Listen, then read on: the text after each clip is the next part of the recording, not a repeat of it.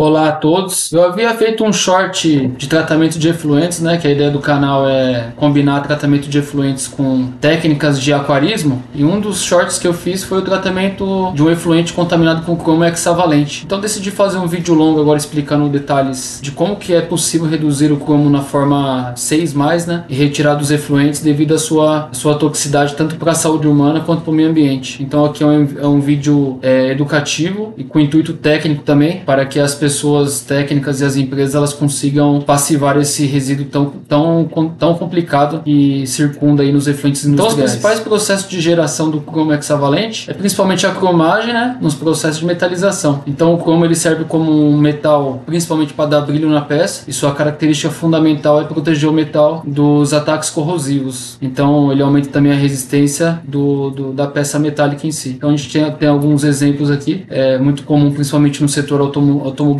parafusos, arruelas, calotas de revestimento com cromo hexavalente. Também a gente pode ter cromo hexavalente na produção de pigmentos e corantes. Então algumas cores na formulação em si do material a gente pode ter um arraste ali, uma pequena parcela de cromo hexavalente na composição. Então tintas, vernizes e plásticos também. Curtimento de couro, ele acaba aderindo no couro e gera um couro mais resistente e durável. Então é mais um processo onde a gente acaba tendo esse contato do cromo hexavalente, né? Então a gente tem alguns dos principais problemas do cromo hexavalente. Primeiramente, para a saúde humana, né? É um metal extremamente tóxico e cancerígeno. Ele pode causar irritação da pele e os olhos, problemas respiratórios sinalados, danos ao fígado e rins por tempo de exposição e contato prolongado. E ele na forma de cromo 6+, ele é muito solúvel, ele é facilmente absorvido pelo organismo. Então é de extrema importância a gente fazer essa passivação do material. Para o meio ambiente, ele pode contaminar os rios, lagos e solos.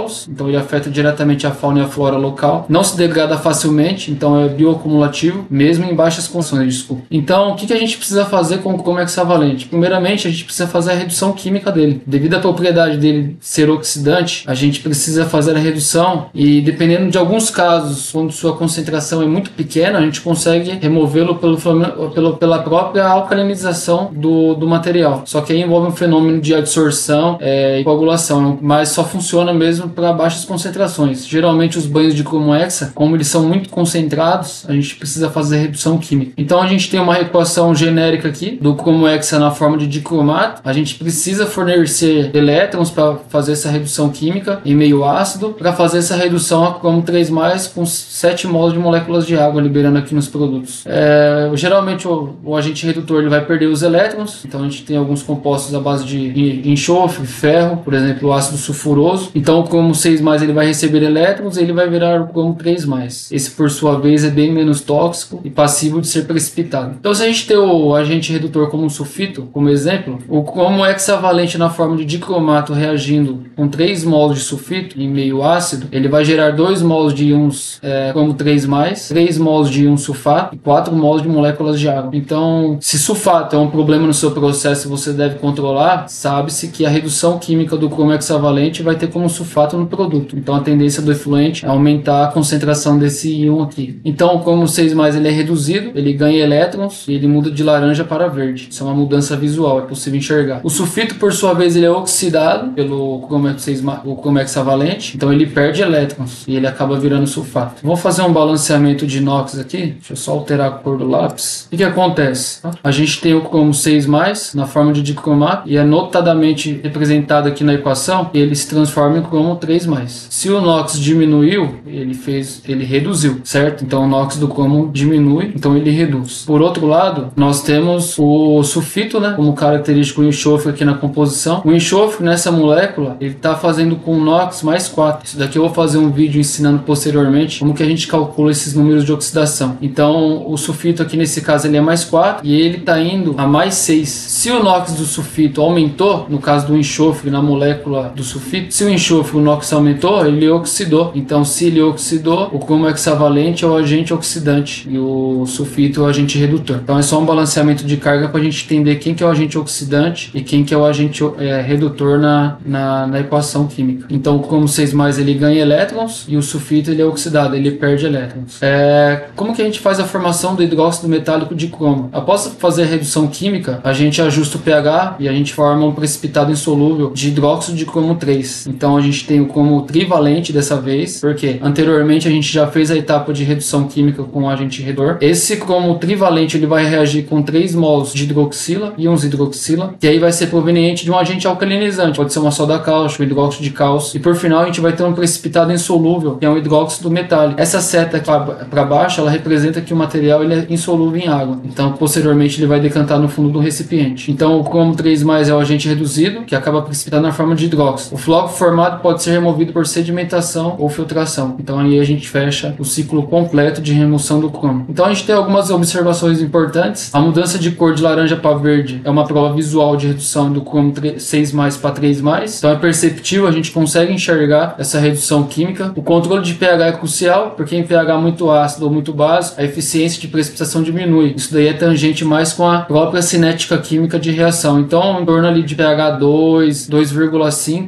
a cinética é muito mais favorável para fazer essa redução química. E por fim, os floculantes, né, são os polímeros aniônicos e catiônicos, acabam ajudando aí na agregação dos flocos dos hidróxidos metálicos de cromo 3+, e a gente acaba fazendo a clarificação do material. A gente tem essa tabela de precipitação de metais pesados, que é bem interessante. Se eu pegar o contaminante, por exemplo, o cromo, o que acontece? No eixo aqui do horizontal, conforme eu subo o pH do material, a concentração do metal ela diminui. Então aqui por volta de pH 8,5, eu tenho uma concentração mínima de cromo no material. Só que isso daqui é só um exemplo didático, porque conforme eu mencionei lá no início dos slides, a gente precisa, no caso do cromo, fazer a redução química, porque se eu simplesmente subir o pH, eu não vou conseguir remover esse metal pesado. O cobre, o zinco, o níquel, o cádmio, o chumbo e a prata, por exemplo, se a gente só subir o pH, se o metal não estiver na forma de complexo metálico, a gente já consegue fazer essa precipitação. Mas se o cromo estiver na forma hexavalente, não é possível fazer a remoção do contaminante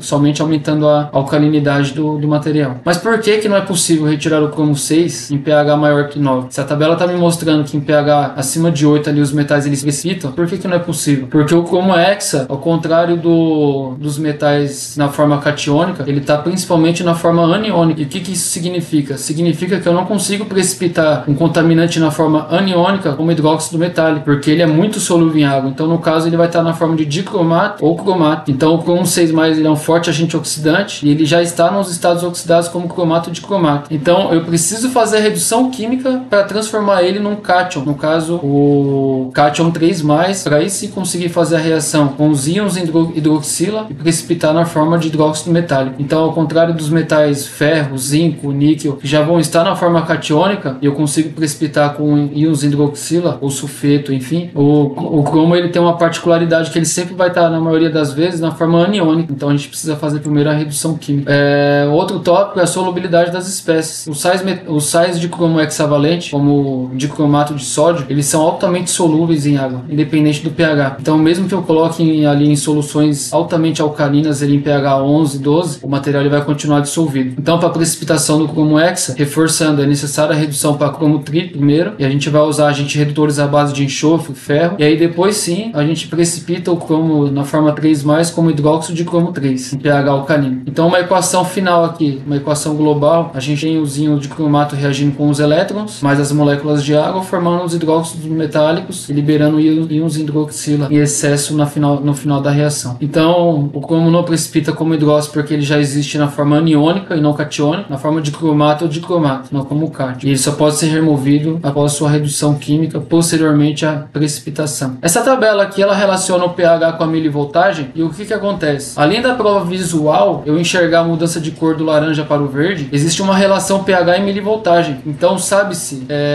através de estudos, que em pH 7, a milivoltagem do nosso efluente, ele tende a ficar a 0. Então, certamente, se eu tenho um banho de cromo hexavalente, e eu estou, por exemplo, num pH ali 2, tratando-se de cromo hexavalente, a milivoltagem certamente não vai ser 296. Certamente ela não vai ser 296. E conforme eu for ajustando com o agente redutor, a gente vai ver que o número ele vai se aproximando cada vez mais desse número aqui, 296 mV. Isso vale para qualquer pH. Enquanto a milivoltagem não corresponder com o pH, significa ainda que eu tenho cromo hexavalente no material. Então, em escala de laboratório, isso é bem simples de fazer, né? A gente coloca ali os eletrodos de pH e milivoltagem, ajusta o pH de origem, vai dosando o agente redutor e, por mera consequência, a gente vai observando a milivoltagem aqui durante o processo. Eu estou em pH 2, Lucas, e a milivoltagem está em 296. Observei que o material saiu de laranja para verde. Opa, aí você tem grande chance de já ter feito a passivação do material. Aí é só fazer a alcalinização para posteriormente precipitar o cromo na forma trivalente em hidróxido metálico. Então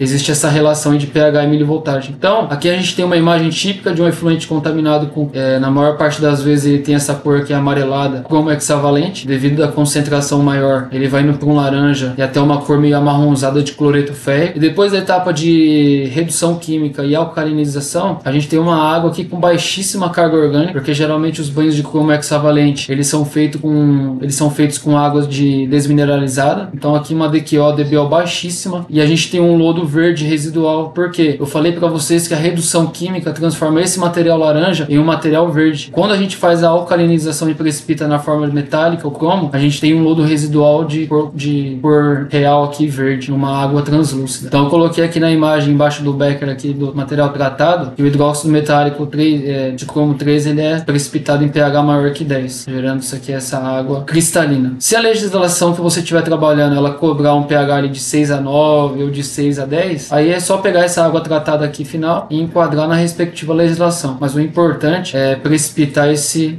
metal aqui no final do tratamento. Então ficam meus singelos agradecimentos aqui ao término do trabalho. Se você não viu o vídeo ainda do short que eu mostro a redução química em tempo real, o vídeo vai estar aparecendo em algum canto da tela aí. Então é um videozinho bem curto, curta e compartilhe com os amigos aí. Se inscreva no canal e até a próxima oportunidade. Fiquem com Deus.